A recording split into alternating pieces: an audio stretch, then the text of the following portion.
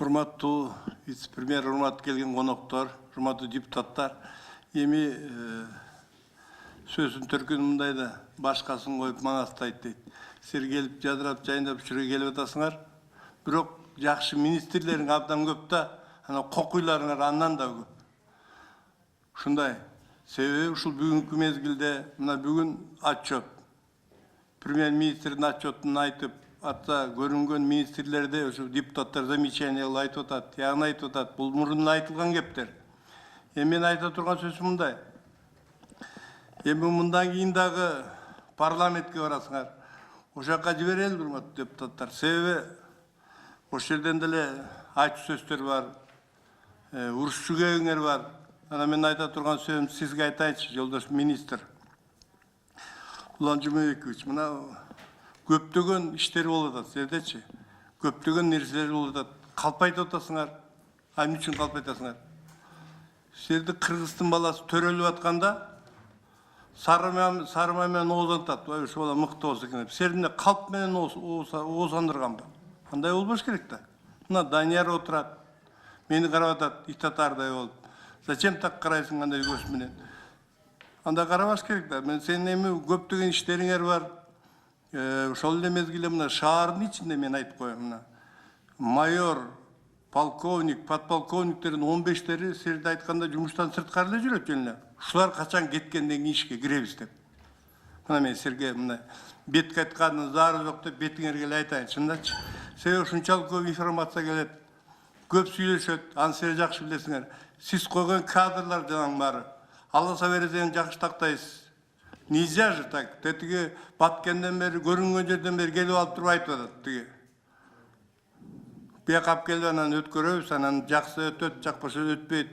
Жана рядовой гаилерден бери. Андай болбойт да. Андай, не надо, дорогой, сен успокойся. Сенин лично мен өзүм кармагам. Потому что мына могу жерде правительство отурат, бирок, конечно, мен кечирем бир топ нерсени. Но сиз алып барып менин бир илинерим барса, ошого барып туруп давай ошону наказать эткиле, өзүңүз следователь жиберип, ана сотко баргандан дагы 2 ай кармасын, 1 ай кармасын деп ошондой жасагансыз. Анан алар айла жок, ал больницага жатып, 2 ай больницага жатып чыгып кетип, анан кийин опук экен, анан бирдеме экен деп бирдемени кылгансыз. Эми акчалуу кишини көргөндө эле мындай колду тырмап, көздү кыштыра бербеш керек да, көрүп андай деген болбойт. Макулбу? Сиз жөнүндө көп сөздөр айтылып жүрөт. Мына интернетте мага жиберип атат. Айтып койсоңуз 40-50 жиптап келип алып туруп, растаможка кылбай, мондай кылып өлтүрүп кетсе, байкем сиз айтып койсоң публично деп мага жазып атат. Эми эмне деп айтам аны? Ал эмне башкага жазбайт? Эмне бияка жазбайт? Сиз кечириңиз, ушу көп нерселериңиз бар. Токтотуш керек муну баарычы. Убакыт өзгөрүп атат. Реформа жүрүп атат. 386 миллион долларды изинтип албай атабыз. Эмне болуп аткан?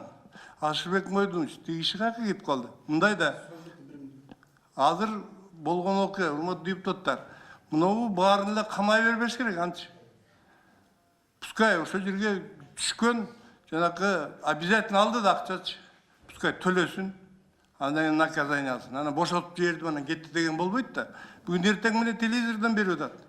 Жанакы энергетика министрин бошотту, андан кийин ал бияна кетти деп атат. Ал бошоткондон кийин эмне? Ал берки акчалар каякта? Мына сиз Минфинсиз.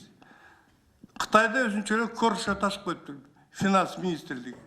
Берки жактан ошоко түшкөн акчаны тиги фирманын эсебине акырдан которот экенсиңер. Өттүбү, иштедиби же иштеген жокпу? Бир пласка купсу $600 кылып.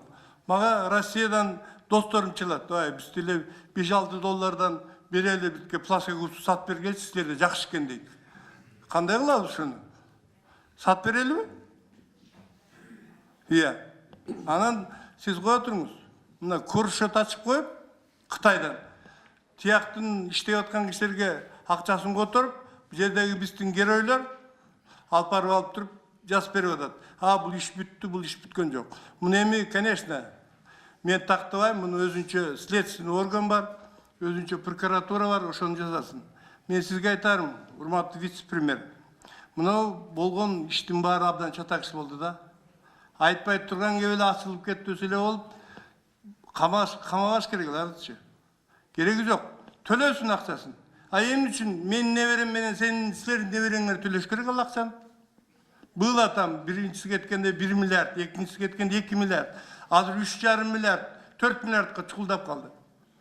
Давайте ошону төлөп түстө иштейли. Потому что совсем иш жок деп айтканда болбойт.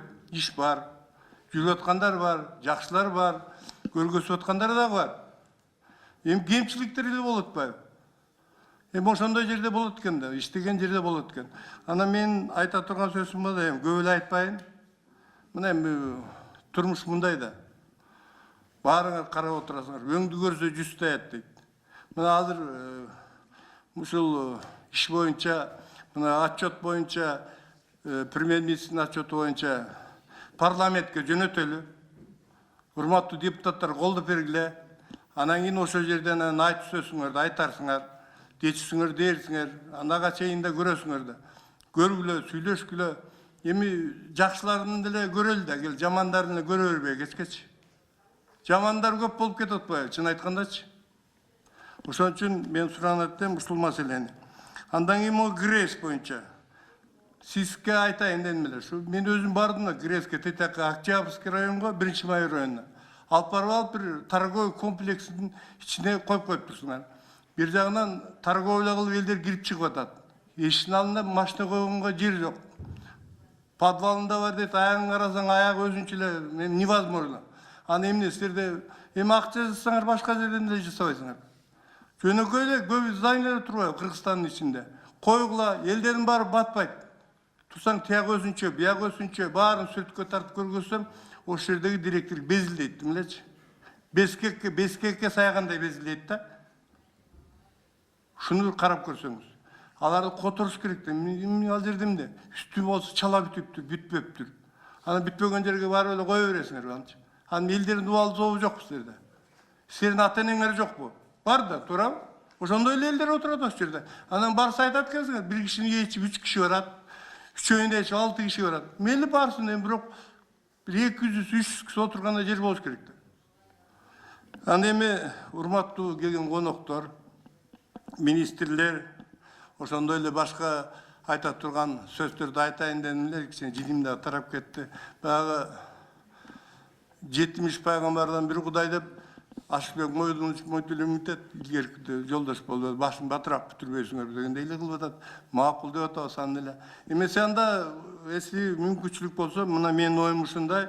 Давай парламентке жиберелик, урматтуу депутаттар. Өзүңөрдүн оюңарды айткыла, анан коллегиальный өзүбүзчө чечебиз да. Рахмат көңүл бурууңарга.